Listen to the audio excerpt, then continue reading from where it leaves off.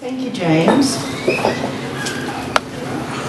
And thank you all, and happy birthday to Mildura Pride. It sounds like you've actually given birth with this event, so congratulations to you all. And it's great to see so many faces here. This is fantastic. As far as I'm concerned, love is everything, and I'm sure I don't need to tell anybody that, but inclusive, loving relationships are actually what makes community and breed tolerance and acceptance, which further encourages people to take part in community, to be seen in community, and to accept others into community as well. So as far as I can see, nobody should be able to define anybody's relationship or anybody's capacity to love. And it's through relationship, I think, that we teach ourselves about our own capacity to love, and also about our capacity to find love from others and accept love from others. There's nothing more beautiful. I can't see how anybody can say no to that.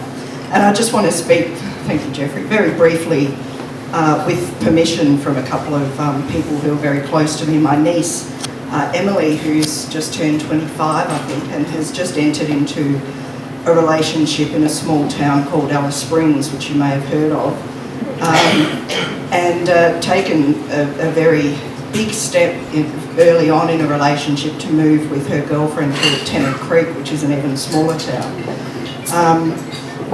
Beth is a policewoman in Tennant Creek, and Emily's concerned that what happens if the worst case scenario would happen. Beth goes out to work one night and is wounded or doesn't come home. Where would Emily stand with her rights? She's also concerned about her future. How can, and as I said to her, I don't want to preempt your relationship. I'm not sure where you are in terms of making decisions about your future, but she's concerned that she can't plan like her other friends can around getting married, having children, what their future's going to look like. And that causes me grief, because I just want her to be happy. And whoever you find love with, you should feel safe enough to be able to plan and be happy, plan for happiness.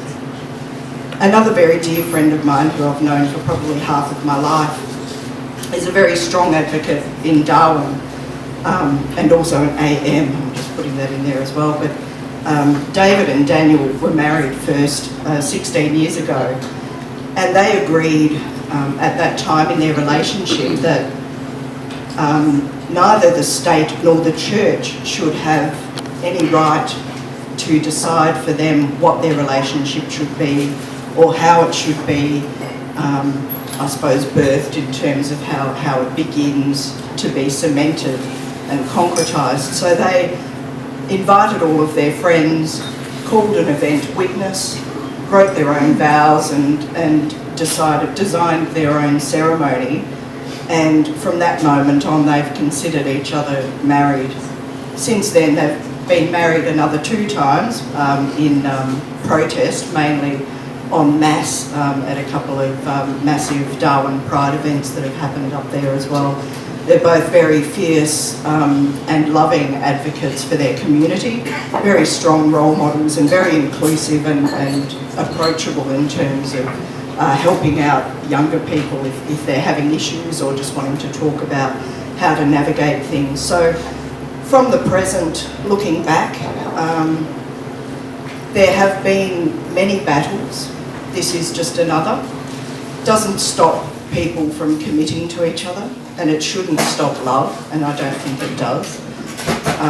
They're just waiting for the government to get on board so that they can have their relationship can be afforded the same respect that everybody else's is. And as he said to me, marriage equality, Jane, well, as we call it, equality.